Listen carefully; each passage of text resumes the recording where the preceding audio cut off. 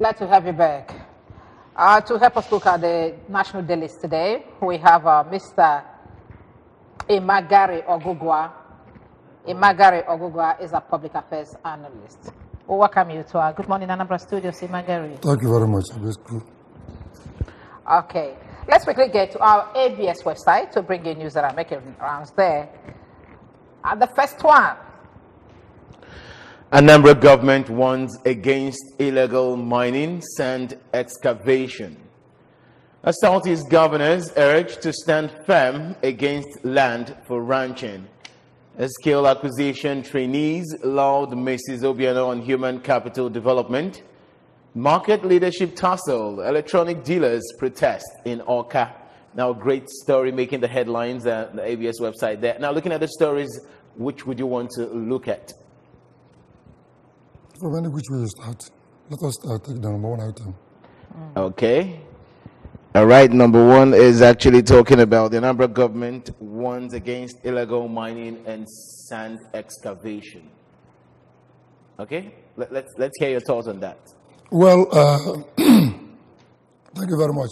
Anambra and the most parts of the southeast are clamoring for the intervention of the federal government because of the threat and the ravaging impact of erosion in the entire southeast. So for Anambra State government to come out hard on miners excavation without regulation is a welcome development. Okay. That must be put under serious check. Thank you very much. And I'd like us to look at the second story there that says Southeast governors urged to stand firm against land for ranching. What do you have to say about that? That's another beautiful one. Okay, we know that last week they came up with this resolution after their meeting that we're not going to give out any land in the entire southeast zone for ranching. For the very first time, we see the spokespersons, the mouthpiece of the entire southeast, speaking in unison. So very welcome to them. So they have kudos, my kudos for that. Okay, I think they also have a plan of stopping movement of cows in the whole of the south. Equally in good trade, because cattle rearing is a very powerful commercial venture. It's not only in public. Therefore, for the entire southeast to protect their territory, that's a very good sign for our people. Coming up, it shows that the level of consciousness on the part of our governors, now we can confide in these people to speak for us in unison. But actually, some people say that this is inviting threat towards, inviting the Fulanis, because whenever we do this, that they want to attack any region that makes such statements. And not to forget that, the story making the fact that if the eastern people don't give land, they could die. Because that's the message. You better give us land or you die. Who's threatening who? That one came from the presidency. That was last week. Yes, from the presidency. It was on the news, all over the news, on the internet, everywhere. The threat is empty. Okay. The threat is empty. How do you sustain that threat? That we don't want you to trespass. It's a trespass now. It's a very big trespass. It's like somebody parking trailer vehicle by the side of your house. And you say, driver, please, I don't want this to continue. And you die. All right, let's look at this one. Market leadership tussle. Electronic dealers protesting. Okay, big one. I mean, why the tussle? Why the fight? Why the hatred and every? Well, I am not very much abreast of this development, but all I know is that there is politics everywhere, in the church, in the family, in the circle of governance. And we know that elections, they may feel displaced now. Maybe the new place you allocate to them, they don't feel it is, open enough. So they may say, don't give us this place. We want to be in front. They will say, be by the side. The only thing that the government ought to set up a committee to nip this thing in the bud. Make sure it doesn't escalate. That is Thank you very much. Still acquisition to an Lord Mrs. Obiano on human capital development. And I know that for some time now, the wife of the governor has used her program, her cafe project, affect the life of so many young people. To help the all sectors. So Bella Chukwuobiano has been doing very wonderfully well. You rate her. I don't even know who of the former first ladies who have in Anambra State. Her own is very, very exceptional. Touching lives, empowerment, the youth, the women, the children. So this one is not an exception. All right, thank you very much. Let's move on to the Sun newspaper, Iberi. All right, let's move on to the very first paper this morning making the rounds. Headlines, Daily Sun. The big story on the list on this morning, Nigeria's democracy under siege. That's coming from Wike, of course, the governor of, great governor, Yes. saying the democracy is under siege. Now, on top of that story, as police tear gas PDP supporters at Ekiti government house. Big story there. Underneath that story, we have Olubadan describes new kings as disgrace to royalty. At the side of that story, terrorism, 113 Boko Haram members jailed. Adeosun federal government backs NYSC on exemption certificate. That's coming from the federal government. That's a preliminary. She has been exonerated. Okay, but at the center of that newspaper, you see the picture there, where the governor of Ekiti State is lying on the floor. According to stories making the rounds yesterday, he said it wasn't the tear gas that broke his neck; it was a slap from one of the policemen that actually. Policeman slapped him. Yes, and he was crying on live TV yesterday. Now it was a serious issue. He went further to say that whatever happens to him, they should hold the IGP responsible. It's not starting from, he started from the Dino Malaya concert. Okay. In Nigeria today. You know, if it is not a frame, what do you say, fake, that in football circle you say somebody took a dive to win a penalty kick. You know, and you're now confirming that a policeman actually slapped him. Did that actually happen? Or a claim? It's left for them to ascertain the reality of what he's saying. You know. Yes, because three of us, we are not there.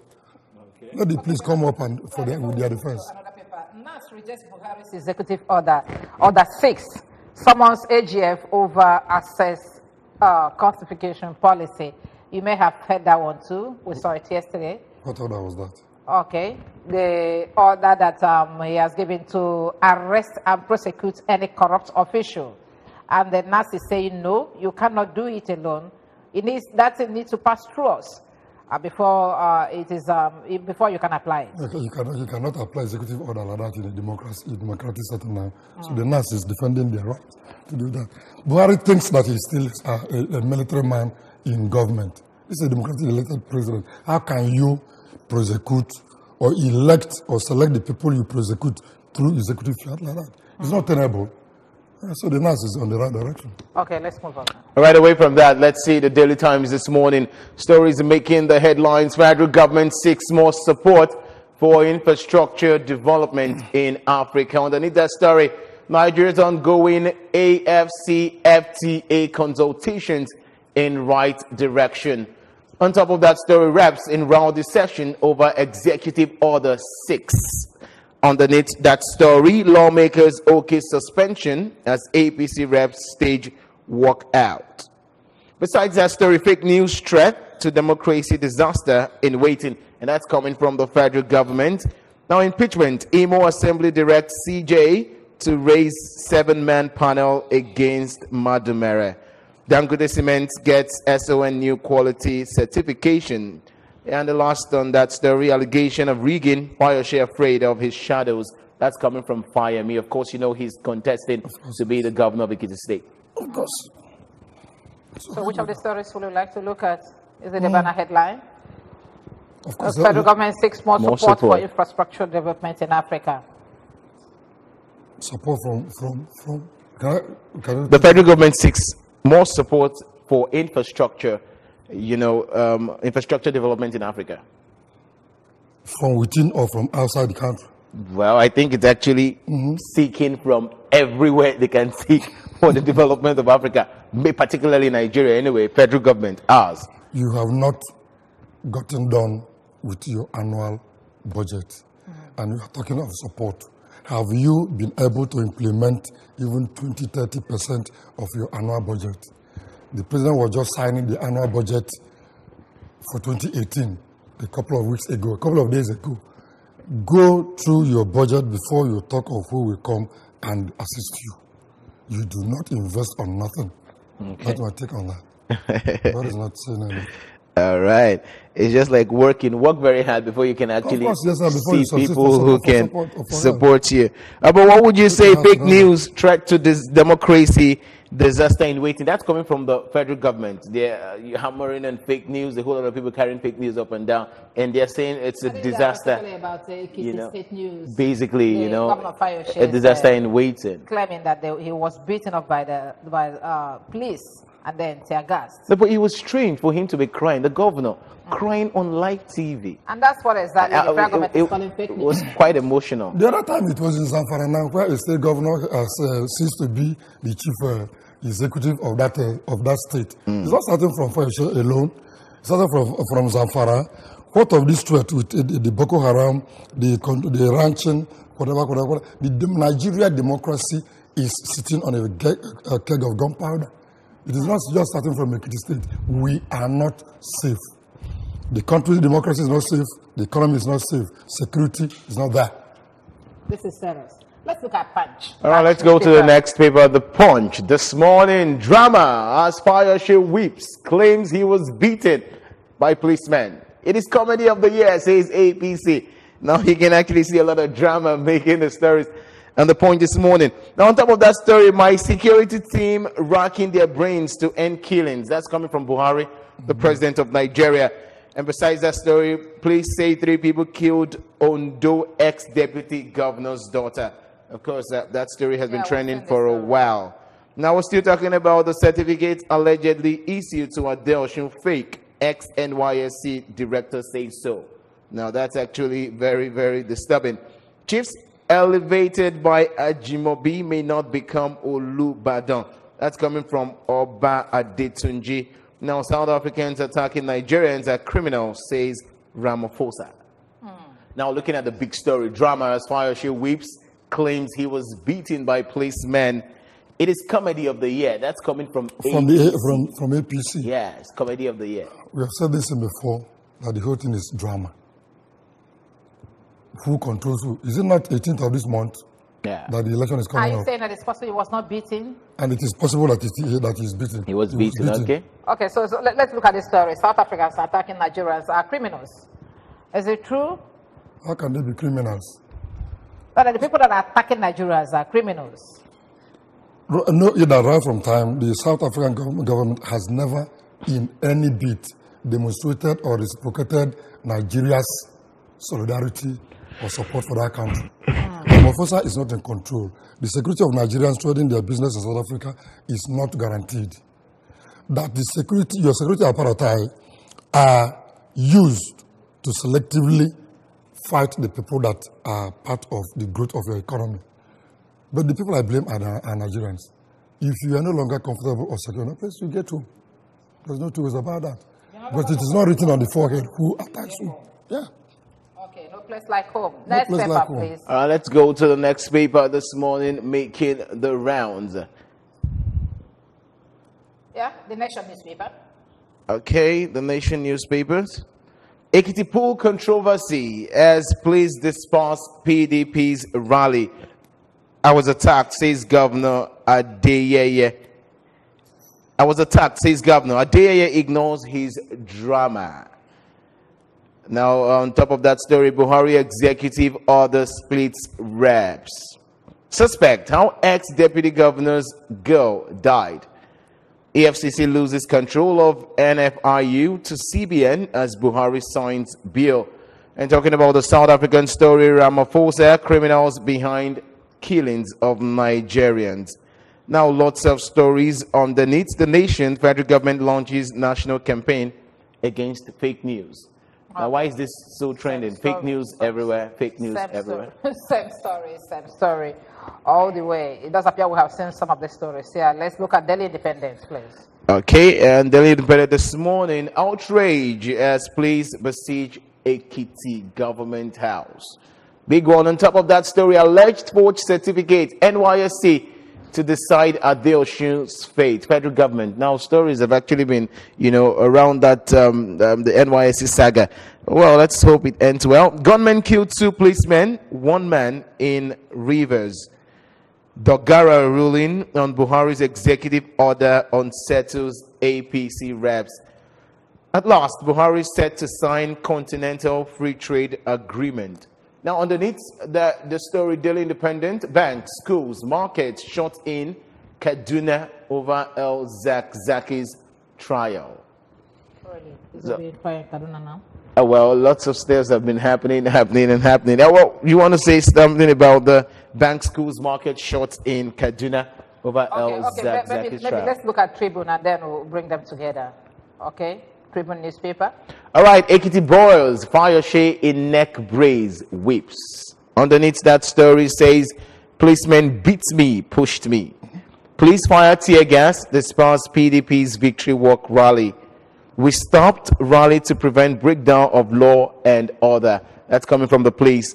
PDP, Jonathan Atiku, Afenifere, Melaye, Huriwa, others condemn attack.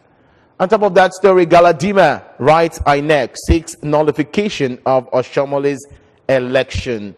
Big one coming there. Trouble in APC. Reps reject Executive Order 6 as Senate summons AGF.